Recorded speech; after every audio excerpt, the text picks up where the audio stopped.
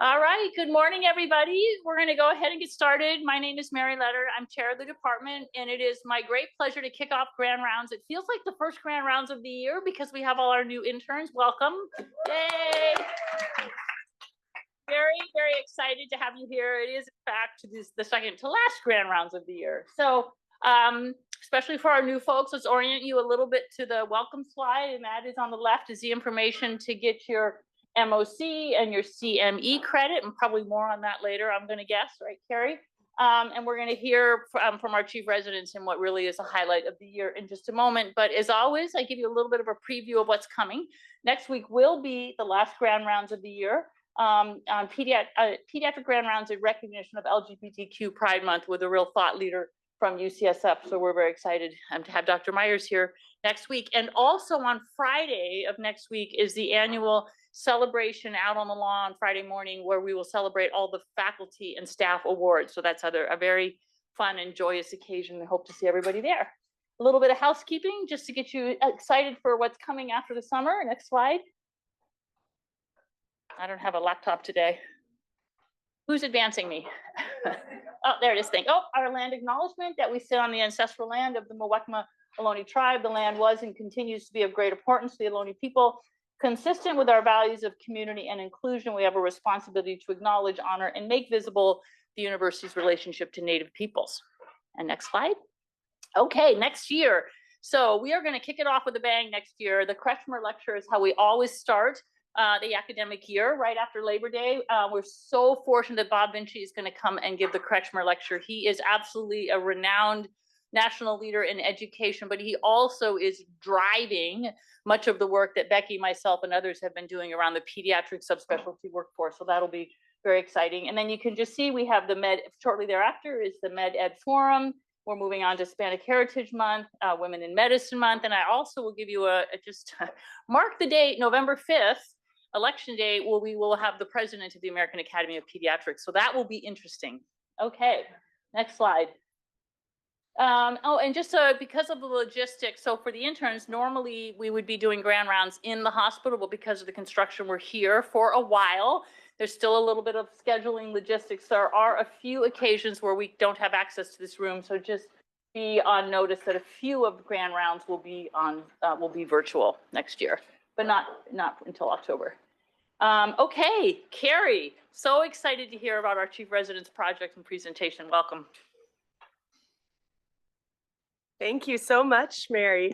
For those of you I haven't met, my name is Carrie Rosbach. I am the Pediatrics Residency Program Director, and it is my great pleasure to introduce our 4 outgoing chief residents who have worked so hard this year to support our program and to innovate and improve residency education in so many ways. So let me introduce you to each of them, starting with Dr. Kleshie Baisie. She is a graduate of UC Irvine, where she graduated with a Bachelor of Science in Biological Sciences, and then completed her MPH in Biostatistics and Epidemiology at USC before entering medical school at UC Riverside, where she completed her MD degree. We were then fortunate to recruit her to the Stanford Pediatric Residency Program and then to the chief resident position, where she has demonstrated a passion for teaching and leadership through mentorship in the LEAD program, through innovations in recruitment, and through developing a curriculum to onboard future chief residents. Next, we have Dr. Faye Mendoza, who is a graduate of UCLA, where she graduated with a bachelor's in neuroscience and a minor in classical civilization. She then completed her medical degree at Virginia Commonwealth University and then joined us as a resident here at Stanford. She completed a medical education research project on post-traumatic growth in pediatric residents and was recognized with the Resident as Teacher Award. She then stepped into the chief resident role, where she has been a strong leader who models excellence in clinical care, teaching, and leadership, including by overseeing our residency council and fireside chats. Next, we have Dr. Adithi Reddy, who graduated from the University of Missouri with a Bachelor in Liberal Arts and a minor in chemistry, and then completed her MD degree through a combined Bachelor and MD program. We were thrilled to bring her to our Stanford Pediatrics Residency Program, and she stepped into the chief resident role, where she has been a leader in our interprofessional collaborative council, our primary care curriculum, and our conference curriculum and journal club series. Finally, we've got Dr. Aydin Zahedivash, who graduated from the UT Austin undergraduate and School of Medicine. He had a bachelor's in biomedical engineering with honors. He then completed medical school where he got his MBA and MD degree, and then came to us here at Stanford for the residency program and for the chief residency program. During residency, he did research on childhood development and the impact of COVID, and that was through the STAT concentration under our leaders there in community engagement and advocacy. And then he also did some research around the use of smartwatches for identifying arrhythmias in children. As a chief, he has stepped into the role where he leads Grand Rounds Committee, our curriculum committee, and served as a project coach and instructor for the Stanford building for digital health course. So together, these four chiefs have brought so many improvements to our residency program. It has been my delight to work with you over the past year, and we're really excited to hear about what you have done this year and what you will leave behind. And their presentation is entitled, "What's the T? Applying our values of transparency, empathy, and advocacy to improve pediatric residency." Okay, thank you so much for that introduction, Carrie. So for those who don't know, my name is Kleshie, and I'm joined by my really awesome team of co-residents, Faye, Adithi, and Aydin, and we're super excited to discuss our chief projects with you all. As you know, it's entitled, "What's the T? Applying our values of transparency, empathy, and advocacy to improve pediatric residency." This project was a real labor of love that we worked on throughout the year, and we're looking forward to sharing the details of our project with you all. So we have a few objectives for this talk. The first one is to define value-based leadership and discuss how our chosen values guided our approach to making improvements in this program. We also want to demonstrate how we followed an iterative process to solve problem areas in our residency program. And then we wanted to describe the qualitative impact of our solutions and identify the next steps for dissemination. So value-based leadership is a management approach where leaders prioritize and integrate core values into their leadership style and decision-making processes. Value-based leaders inspire and guide their teams by exemplifying these principles, fostering a culture of trust and ensuring that organizational goals align with ethical standards and the well-being of all stakeholders. So at the very, very beginning of our chief year, we came together to discuss our values. We talked about what we appreciated from other chiefs, what we liked about their leadership, and then we also discussed our own leadership styles and what we value in order to best fulfill our chief roles. We came up with these 4 values. So we talked about transparency and why that was important to us. We feel like we are all one big family. It's important for us as chief residents to share as much as we're allowed to share with you all so you understand where our decisions are coming from. We also discussed empathy because being a resident is like super hard, as some of you all will find out and as some of you all already know. And so we wanted to make sure that we were also like empathetic to what residents go through on a daily basis. And then in terms of advocacy, we really wanted to make sure that we used our institutional knowledge to best advocate for the residents on every level that we were able to. And then the one thing that bound us to create like a unity was the fact that we are all together in this and we wanted to work together to make things happen. So quickly, I already kind of went over these, but transparency, it's the quality of things being done in an open way without secrets. And throughout our presentation, you're gonna see like a bunch of our like residents in a variety of fun, experiences. The next thing is empathy. So again, the ability to understand and share the feelings of one another. So some of our residents here are learning to empathize with babies and the disgusting formula that some of them must drink. And then advocacy. So any action that speaks in favor of, recommends, argues for a cause, supports or defends, or pleads on behalf of others. And so we wanted to advocate for our residents, but our residents also do awesome things like advocating for others in the state capitol. And then unity, our condition of harmony, so working together. We all come from different places, we all have different opinions, but at the end of the day, we need to come together to work towards our combined goals. And so here are some of our residents like being unified and together on the retreats. Okay. Okay, thanks, Kleshie. So we got together to figure out how we could apply some of these cultural values in to identify our needs for the year. So we went through some of the central sources of information that we have about what we can improve in our program, and that includes the annual ACGME resident survey, which for the uninitiated is an annual survey that residents have access to every year to provide feedback about the program in a variety of like quantitative and qualitative ways, which we'll go over in a minute. In addition to that, we had written feedback from residents, which was a part of this survey, and other modalities as well. And then we got together to formulate our goals for the year. Some headline facts from the 2023 ACGME resident survey. So this is the one that was completed before we had assumed our roles. And as a briefing, these stats probably make our program look really bad. But I promise you overall, we're rated actually quite well in the surveys, but these are specifically areas that we need to work on. So a theme was the balance between education and clinical service. So we've extracted a few of the quantitative responses that talk about appropriate balance between education, like clinical teaching, conferences and lectures, and patient care. Our compliance rate, 49, national compliance, 79. Time to interact with patients, again, 66 versus 87. And protected time to participate in structured learning activities, again, 53 versus 85. And if you look at some of the more general questions in this survey that look at, in general, the amount of time residents have overall, and they feel how stretched they feel. These questions are rated on a 1 to 4 scale, where 4 is strongly agree, 1 is strongly disagree. And the questions of the amount of work I'm expected to complete in a day is reasonable. As you can see, we're below the mean there by a decent margin. And same with I have enough time to think and reflect.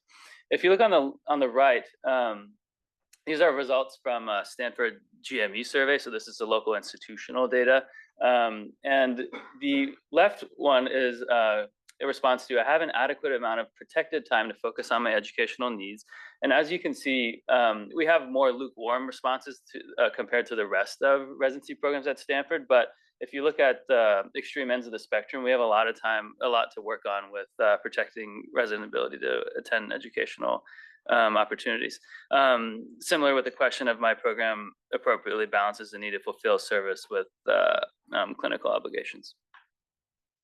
And these are all corroborated by written feedback that we got from residents, both on these surveys and otherwise. You'll notice a lot of themes here. I'll read a few highlights. Certain services have higher patient loads, which makes it difficult to attend educational conferences.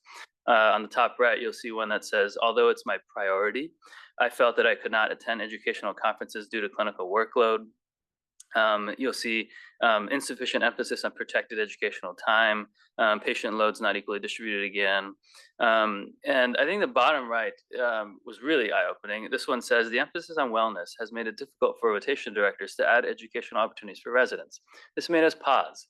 Because if you think about like the cure to overworking is like to just reduce the amount of work. And it's clear that that's not like the only solution here. And it led us to step back and think like, well, really, like, are we using our residents' skills wisely, right? Are we allowing residents to use their skills wisely?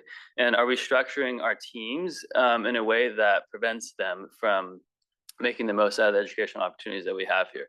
And I think those are like some really important curricular questions that that we can ask ourselves. So that kind of led us to look deeper into kind of the sources of what's contributing to this. And I think one kind of guiding principle are these. So this is a bunch of text that you don't have to read, but it is a collection of curricular competencies that the ACGME stipulates for pediatrics programs. And a lot of these that you see in front of you are related to residents as coaches, leaders, and as communicators. And especially for the supervisory residents, we saw that if they might be struggling with some of the more fundamental tasks that you saw in the previous slides and not able to access educational opportunities both on clinical teams and otherwise, are we not preparing them to move into some of these more higher level roles? So then we reflect a little more like, well, what questions do we always get asked about? Always from faculty, you know, what are the caps again? The senior tells me one thing, the first year tells me something else. A few years ago, you know, the senior would do so-and-so on a team, but now when I'm on service, it's totally different. So we thought it would be really worth our time and the time of our residents, as you'll see in a moment, to establish clear team CAP policies and procedures, and also formalize responsibilities for each level of training and what each level of training should be expected to do. And now Faye will talk about the process.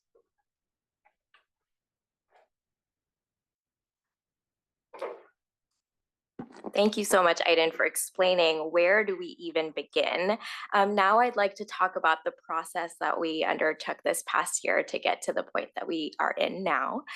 So we undertook an iterative process. An iterative process is a practice of building, refining, and improving a product. We roughly followed the design thinking process, which is a solutions-based approach to solving problems. It's extremely useful when used to tackle complex problems, which we know residency has a lot of complex problems. And what's great about it is it serves to understand the needs of the humans that are involved. We reframe the problem in human-centric ways, and we create ideas in brainstorming sessions that I'll describe in a little bit, and adopt a hands-on approach in order to prototype and test. So the first stage of this process is empathy. We empathize with residents, with pediatric residents, because we were just pediatric residents ourselves. We hear from pediatric residents all the time through email and calls and verbal feedback, and we take all of this in mind.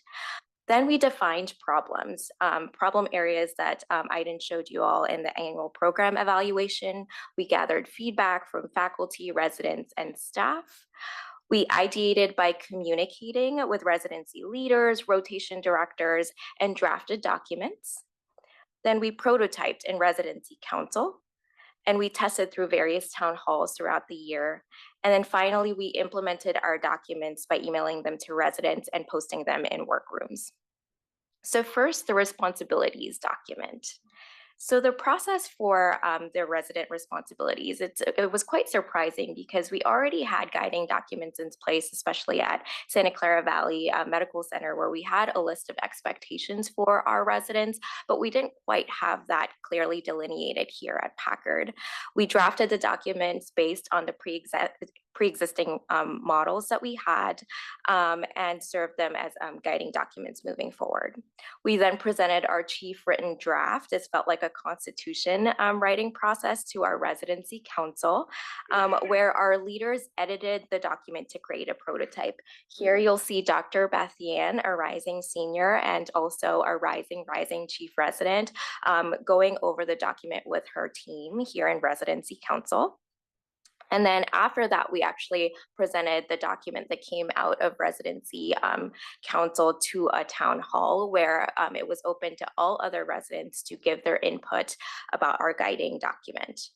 And finally, we emailed this to all residents through implementation, gathered feedback on edits and dissemination. Now I'll have Dr. Kleshie Baisie talk about what exactly is a frontline resident. We heard a lot of talk during the pandemic about what a frontline provider is, and it was important for us to define what that is for our program. Okay, so a frontline resident is a resident who delivers direct patient care in various settings, particularly in situations that require immediate and continuous medical attention. So in our program, those are usually like our first and our second year residents. They are like the first point of contact for patients within the healthcare system, and they play a really critical role in the care of our patients. So this is the frontline resident responsibility document. The first thing I like to note about it is like super long. There are so many things that we have, or so many expectations that we have of our frontline resident providers. And so we feel that having at least some of these things like written down is quite useful. So this document is broken up into a number of themes. So our first theme is general principles. So within the general principles, we have things like be the primary communicator, circle back to patient and families to give updates, share any like new labs, imaging, consult recommendations with families as they arise, reassess patients when appropriate. And then some of our other themes include things like patient and clinical care. So we discuss aspects of pre-rounding, rounding orders, volts and pages, consults, and then things like leading care conferences. Now we understand like a lot of these things may seem like basic. Like a lot of people have this expectation that when you're a resident, you're just supposed to know all of these things. And that's not actually the case. We all come from like a lot of different institutions that had a lot of different expectations of their medical student learners. And so we feel that it's really beneficial to have like an established standard that we all can aspire to as residents. Some more themes include patient and clinical care. And then we have like a little Q section on things to remember, like you're here for a reason, and other little tips and tidbits to fight imposter syndrome. A supervisory resident is a physician who's in their later stages of residency training. And so they take on additional responsibilities, especially like overseeing and guiding some of our like frontline residents, and then also our medical students. And so this role is a bit complex in that you have a lot of other things to do aside from clinical duties. So you have like teaching, and then you also have like additional administrative tasks that you need to do. And so in our program, this supervisory resident role tends to be like amongst our PGY2 and then PGY3 plus residents. So this document looks a little bit shorter, but it does not mean that the supervisory resident role is any less complex. And so within this document, we have themes that include patient and clinical care. So there are things like orienting the team members to workflow, ensuring efficiency of rounds, and ensuring appropriate and timely progression of patient care. And then we also have things like setting the right tone for the team and learning environment. So things like fostering a positive, collaborative, inclusive working environment, supporting team well-being, etc. So overall, the impact of developing these documents was that we were able to standardize resident roles. We got a lot of questions at the beginning of the year about who is supposed to do what. So is my senior supposed to help me with notes? Is my senior supposed to lead a care conference? Aren't our first year residents supposed to go see the patients in a certain amount of time? So this provided like a document for everyone to refer to when they had these kinds of clinical questions. And so from like our perspective, we noticed that our number of questions that we were receiving increased quite a bit. And then it improved everyone's understanding of like day-to-day responsibility. So for our first years who are coming in, we will disseminate that document to you pretty soon so that you have a clear understanding of like what y'all are supposed to do once you hit the floors. So in terms of what's next, we really think it's important that we further disseminate this information. So this was sent to like residents, but we do think that there's further benefits in disseminating this to faculty, disseminating this to fellows, division leadership, so that all teams have like a shared mental model of what the responsibilities of people on the team are. And of course, like throughout our documents, we did not say like, this is exactly what needs to be done. Like people can flex up and down as needed, but it is like a nice kind of standard that we can go off of. And then we think that there is room for refining our expectations of residents at our Valley site. And then we do think there is room for development of division-specific expectations. So what you're doing on the GI team is not the same as what you're doing in Well Baby Nursery. And so there's definitely room to like define things so that we can fit things per rotation. Okay. Dr. Adithi Reddy will come up and talk about CAPS. All right, so I'm gonna take you back 4 years when we were first-year residents, and it was the year 2020. CAPS did not exist at LPCH. We did have CAPS at Santa Clara Valley, but we came into residency, and if you're on GI, you might be seeing 13 patients in the morning. If you're on Blue Team, you might have 16 patients that you're trying to scramble around and see in the mornings. Here at Valley, our community site down in San Jose, we did have a draft of CAPS, which are still in place, where our first years on the weekdays would see 10 patients. Our third years would then present and write notes for all patients above that first year cap. So if there's 2 first years on a team and if there's 23 patients, our third years take on those extra roles. And on the weekend, given there's a limited staffing team, you can see kind of the delineation there. Our first years would see 15, our third years would take any patients above that, and then our second years, who are the team leaders, would take even more. So our first iteration, and this was in 2021, when we were in our first to second year. This was the first time that we had instituted caps at LPCH. So our first year cap at that time was 8. And then our general pediatrics team cap, so on blue and silver teams, were 16. And that came from usually having 2 first-year residents on. Our oncology resident cap was 9. And then our caps only had applied to weekday daytime services. So if you're on night float, if you're on a Saturday or a Sunday, we simply did not have a system to kind of accommodate for our limited staffing with the same number of patients, sometimes even busier. So how did those cap numbers come to be? First, we determined that some type of change was needed. It was becoming quite overwhelming. There were some concerns for patient safety. We explored caps at similar sized institutions. So Boston Children's, Children's Hospital of Philadelphia, Colorado Children's, UCSF, our neighbor, Texas Children's, Cincinnati, and Seattle. So all very similar sized institutions with similar complexity.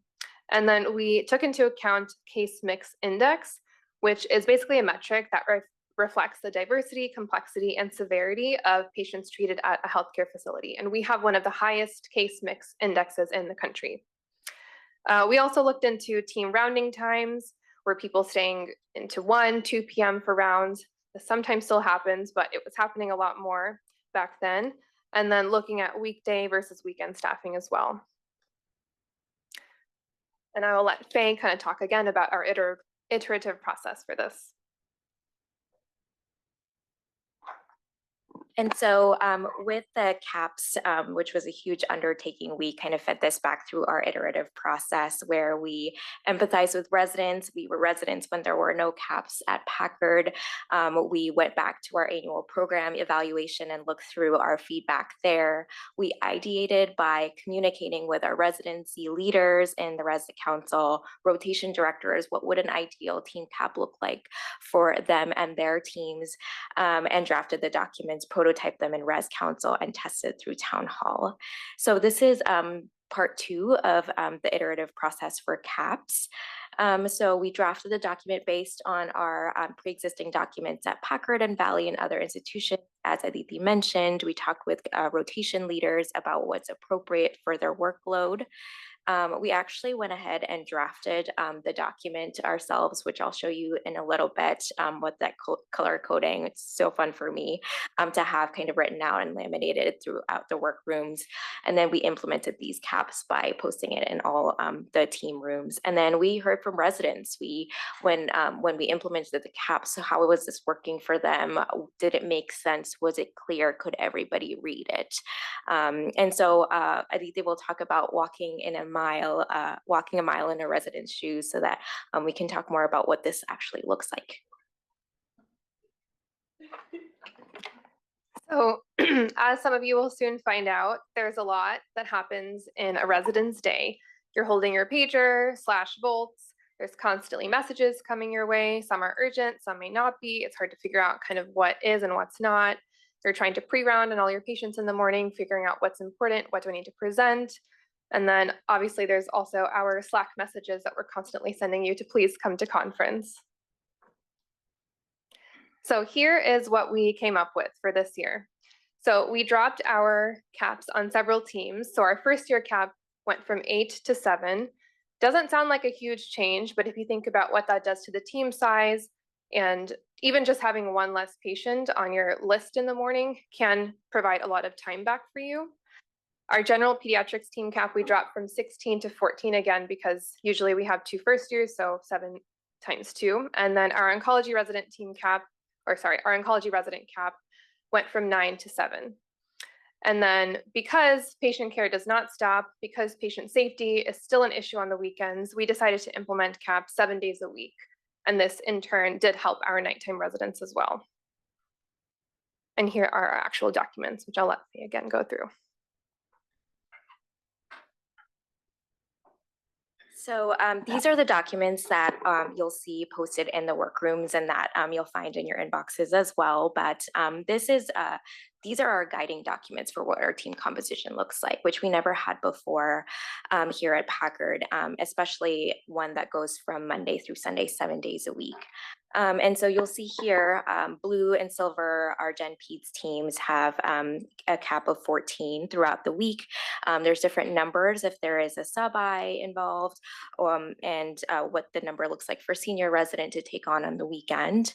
And then we are still in the process of having full staffing for first years, two first years throughout the year. There are times during the year where we only have one silver first year. And so the team composition and the cap is different for our silver team residents. What's important to note is the team cap is determined by the number of first year residents in the upcoming week.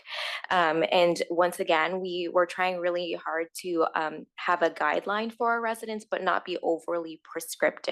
So while these cap guidelines exist, first year residents and seniors are encouraged to work together on patient care and documentation, especially on the weekends when we do have to flex.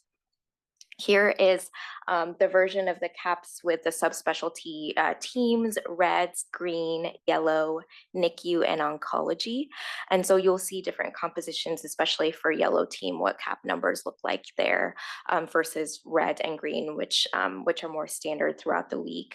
We also have our NICU numbers down here. We work closely with the NICU rotation directors to find the ideal workload to take care of the babies that are in the NICU. And on your right, you'll see the oncology team caps. This is a work in progress. As many of you know, there are still staffing issues in certain parts of the hospital. And so this was our way to ensure that we had some guidelines in place for our residents and the number of patients they're taking care of, especially on the weekends and oncology. And I think what's most important to draw your attention to is the frequently asked questions part of the documents. And this is once again posted in all the workrooms. And so frequently asked questions we get as chiefs on the weekends at 6 a.m. What do I do if there's an incoming patient, but I'm approaching or I have reached my patient cap?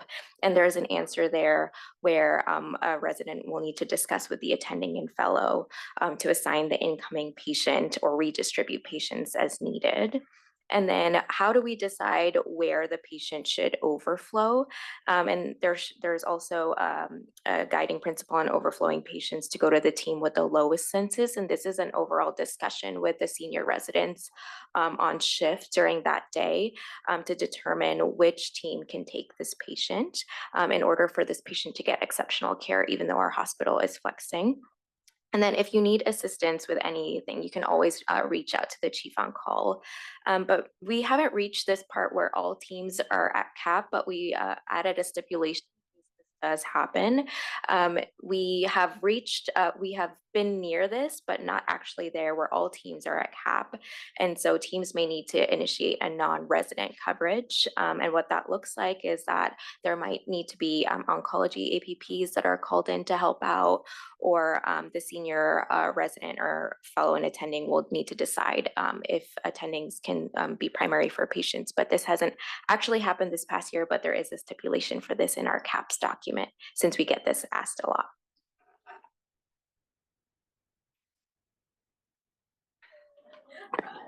So one of our favorite phrases in medicine is see one, do one, teach one for procedures. And here's an example of this, but in the coordinator's office. So I would like to shout out Carrie McGoy, one of our amazing coordinators, for teaching Kleshie how to laminate. And Kleshie then taught me, and it was very satisfying.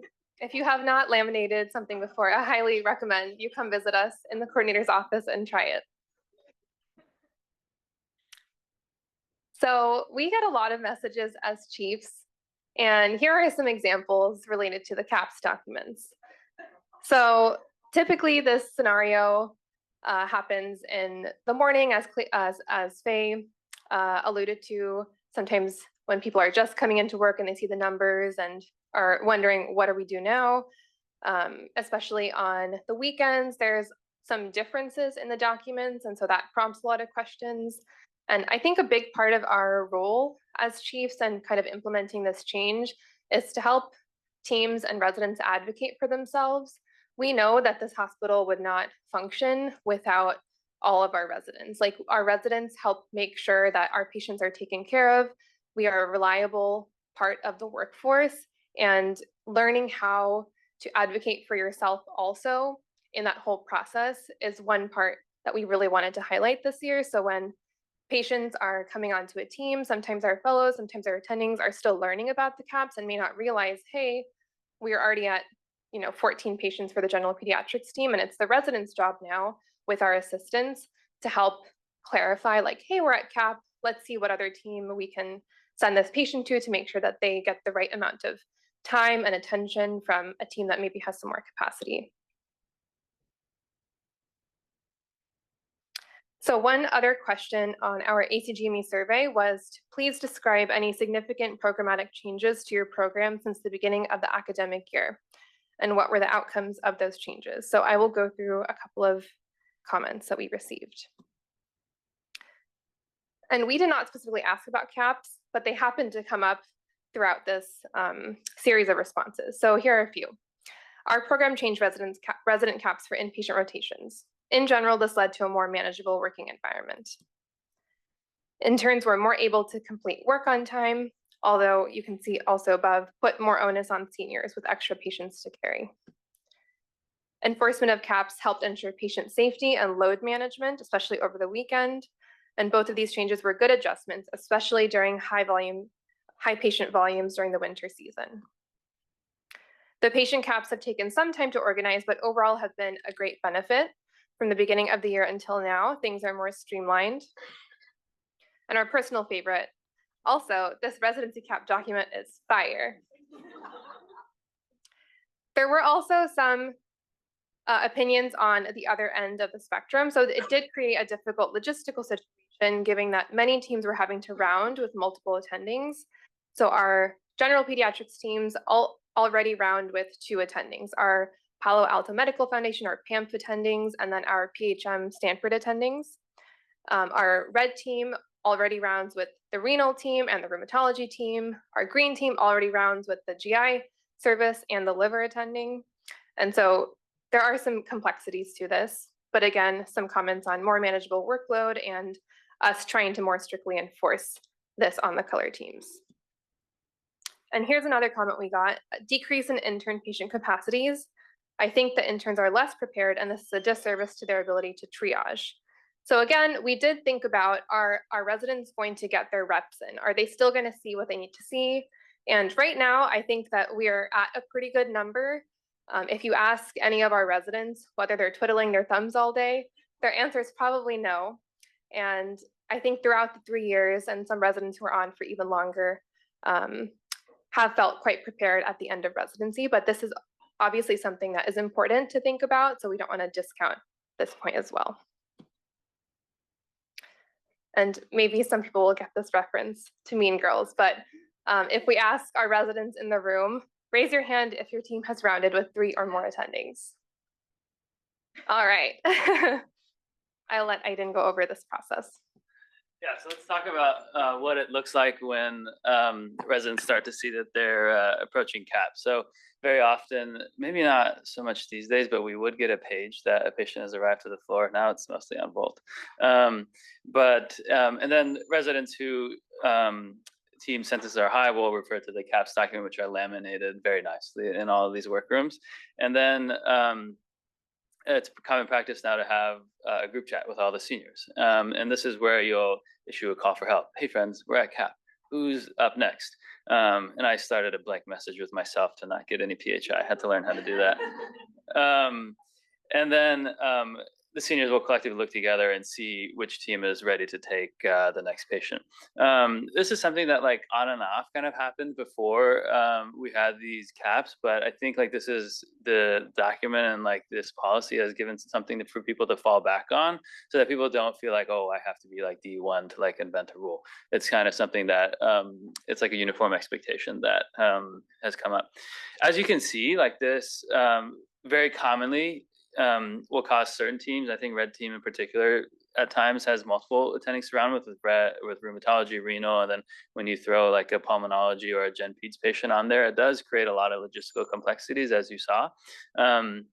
But so far, we've seen, like, in general, the benefit has been from a more manageable workload. So let's talk about what's next. So thinking about future directions for our second iteration of resident caps, we don't know necessarily that these are the perfect numbers. And so continuing to investigate, should the caps remain where they are there further changes that need to happen based on education, based on our patient census? There's other outcomes that I think might be worthwhile measuring in the future. So if our patient caps have gone down, does that mean that our residents are spending more time with patients? I think most people find that that is their most fulfilling part of being in medicine. So some type of measurement of that. Conference attendance is something that we're constantly trying to work on and helping consolidate and make your pre-rounding time a little bit more efficient, and whether that impacts our conference attendance. Same with rounding times, and then enjoyment at work. Similar to our expectations documents, we are continuing to disseminate this information to all the relevant people. We have reached out to our rotation directors, but obviously our rotation directors are not the ones that we are rounding with every day. So trying to get this out to all faculty so that they become more familiar as well. And then exploring other staffing models, such as unit-based rounding, which does happen at some institutions where your team is just everyone on like the third floor unit versus doing it by service. So that's another way that we can possibly think about things in the future.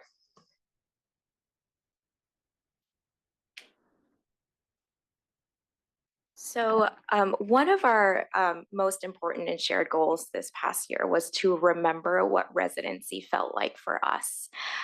We were just 1 year removed as chief residents, but we remembered vividly the unique and challenging experience that residency was for all of us. And so we wanted to ensure that our leadership was guided by the values that we all shared together, with the remembrance that residency is such a unique experience for everyone.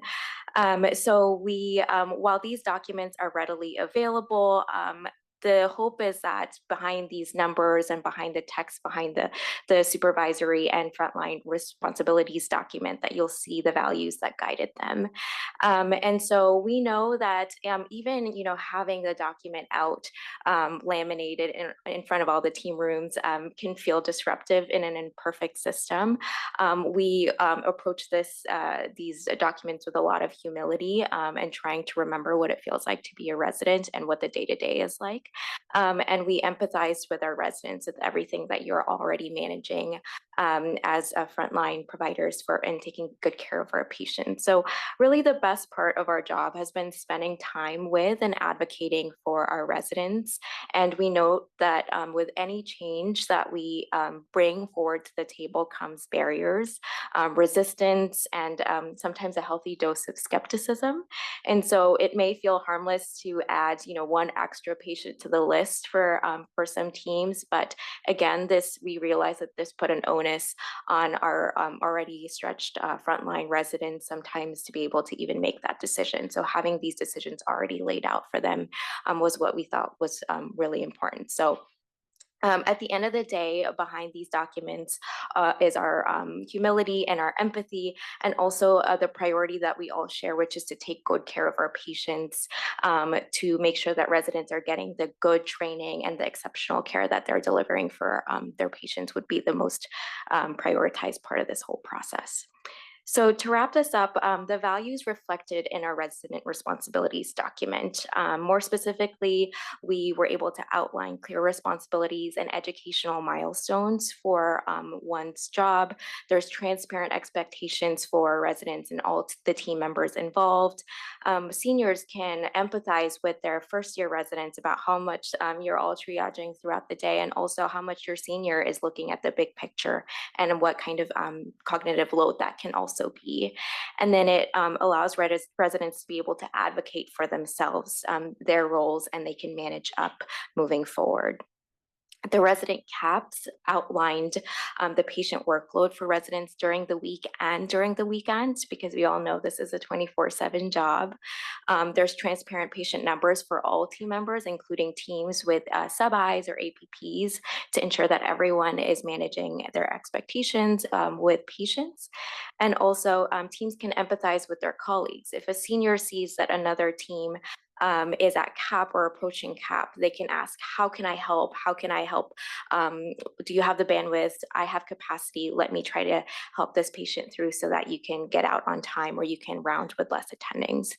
And ultimately, to be able to balance the service and education component of our training, which we are working really hard on and have a lot of growth moving forward.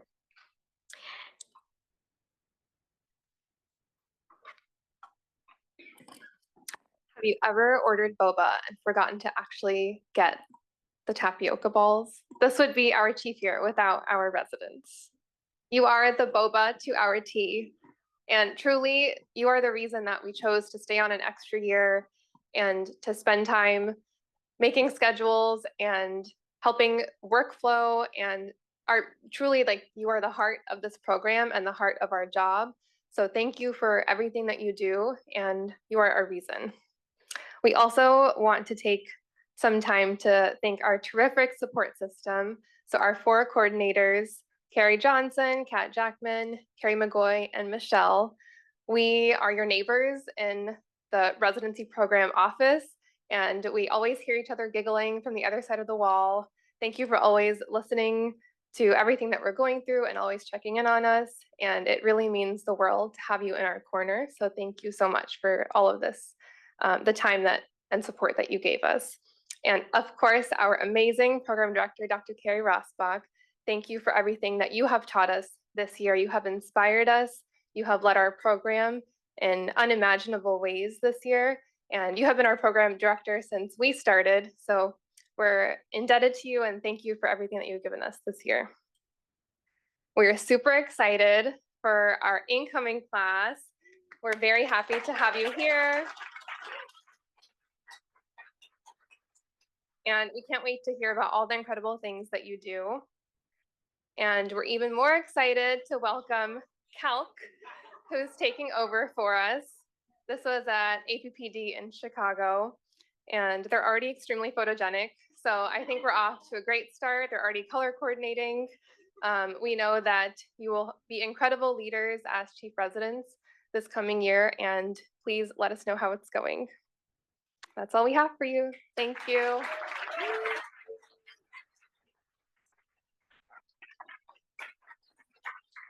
Thank you so much to our incredible chief residents. What you all may not be aware of is, in addition to running the residency program, they are precepting in clinic 8 clinic sessions a week between Valley and Gardner, rounding on the floors. They do service time both here at Packard and at Santa Clara Valley. They work in the newborn nursery. They do so many other things, lead morning reports, etc. So they are very busy in their roles, and I am so grateful for your leadership over the last year and all of the improvements that you have brought, really a systems-based approach. So thank you. We are open to any questions. Anyone can come up to the microphone if they have questions. We'll start with Dr. Justin Abbas. Oh my gosh, doctor. Hi there, I'm Justin, one of the interns in the Pediatric Psychiatry Triple Board program. First of all, thanks for that presentation. Y'all are amazing, and I'm so glad to have time with Calc this year, but also sad that we won't have that much more time with you guys. My question was about patient caps for the med students. So I saw that sub-Is on the Gen Peds team are capped at 4. What about the clerkship students? Is there a cap to how many patients they can co-follow with the residents? Is that set? Is that something that's been discussed?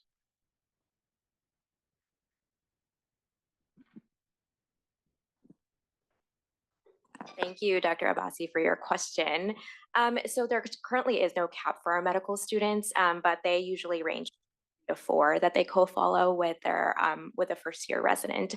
And so we are, we're always trying to think of new ways to make sure that this cap is as equitable to everyone. We have not had caps for our med students, but they would technically fall under the first-year cap. Dr. Whitney Lloyd. Thank you guys so much. We love having you guys as chiefs. I was just curious with the implementation of Pink Team as a new team, how that's going to affect some of the workflow, overflow, and then also if there's been discussion about, I know that it's discussion among all the seniors for taking admissions, but if there's been a discussion during rounding times, after rounding times, during sign-outs of who's going to do the admission, when they'll follow, and when that transfer of care will be, just since it can be difficult to coordinate and sometimes nice to have a system in place for that. Awesome, thanks, Whitney. Yeah, so if, for people who haven't heard of the Pink Team, it's a new inpatient general pediatrics team that will be starting in the new academic year, and it'll kind of fulfill this role of like a buffer resident and attending team that can take additional patients when other teams are overwhelmed. And in addition to admitting them, you have these patients and you round on them every day, so you kind of keep the patients. You know, specifically the team right now will take 4 patients at a time, and that'll offload from the other teams.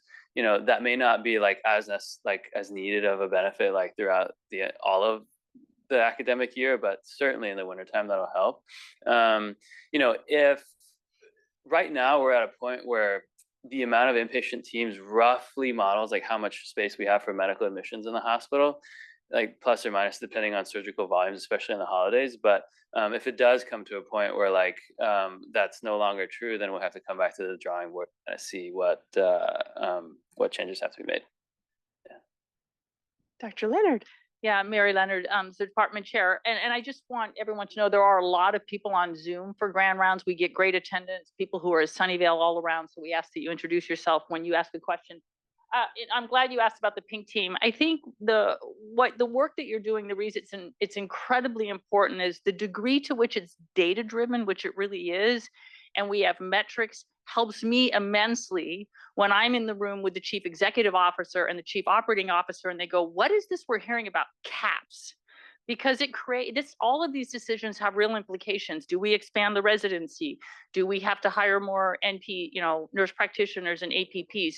So I'm so glad that A for Advocacy was in there, but we really need you, as you're doing, and working with Carrie and Becky, who has oversight really for GME across all of Lucile Packard Children's Hospital, is to arm us with the data and the evidence and the metrics in a really solid fashion that helps us when we get literally in front of the chief financial officer and say, this is what we need to do and this is why. And maybe this will come up when Bob Vinci does grand rounds, in September, but there are real problems nationally with something called Children's Hospital GME and how we fund residents. Medicare funds residents on the adult hospital, and the rates for how much money the hospitals get for residents have gone up really dramatically, but for children's hospitals, because we don't have Medicare, they haven't. So there's real financial pressures and financial challenges. So I just wanted to thank you for the work you're doing. And as the next chief residents come along, and all of you keep thinking about how you equip Carrie and me and Becky with evidence to advocate on your behalf to get the support you need to implement these changes. So thank you.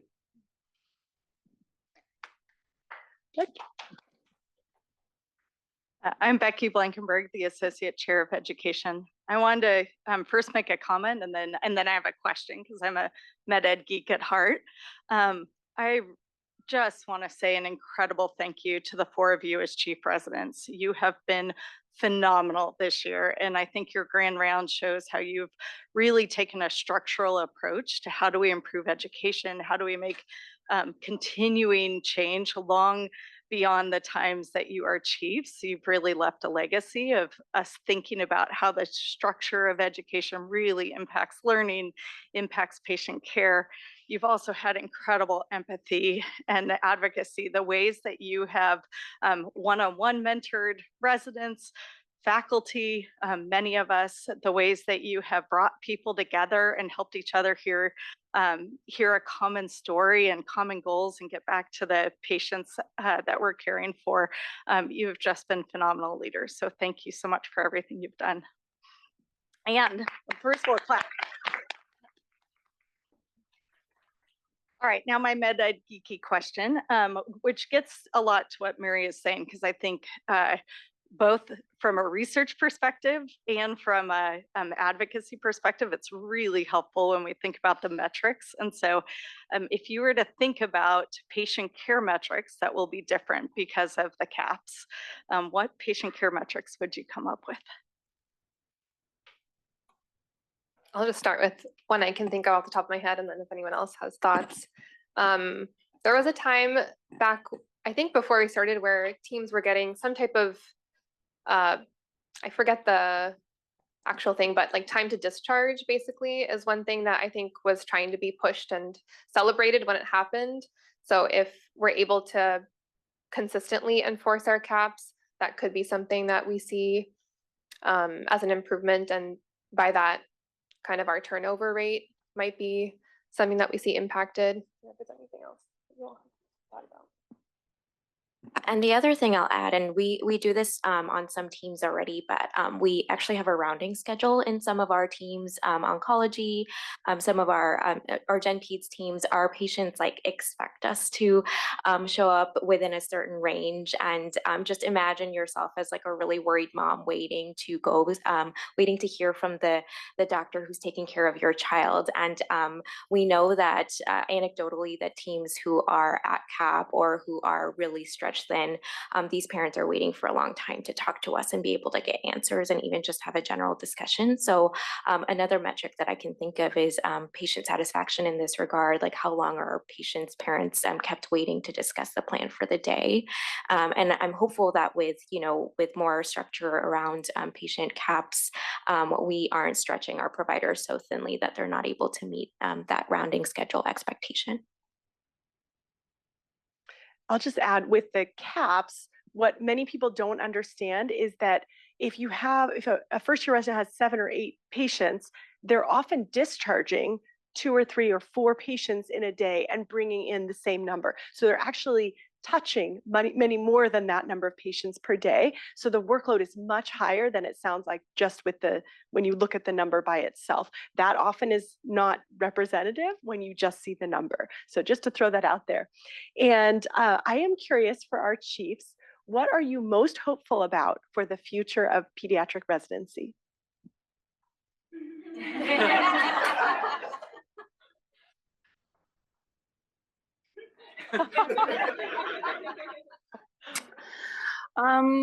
There are lots of things. I would be interested to see where like competency-based like residency kind of things are going to be looking like in the future. I think oftentimes, we have these structures where it's like 3 years of residency and then you're done. But being on the backside, there's some residents who require like more time. There's some residents that require less. So I'm really excited to see in the future how we kind of like pursue and look at competency-based kind of education moving forward.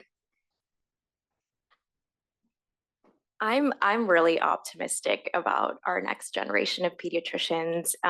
Your eagerness and your excitement for your role and taking care of patients is something that inspires me and fills my cup.